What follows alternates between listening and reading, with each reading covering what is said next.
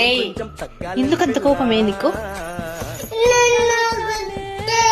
ఎవరు? Sorry sorry sorry sorry. మహానటి మహానటివా నువ్వు? మహానటివి కదా నువ్వు? ఏంది?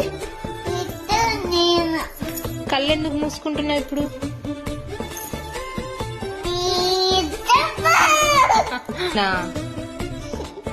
నేనేం చేసినా నేను సారీ. ఓకే సారీ చెప్పినా కదా. సారీ. Hi fi hi-fi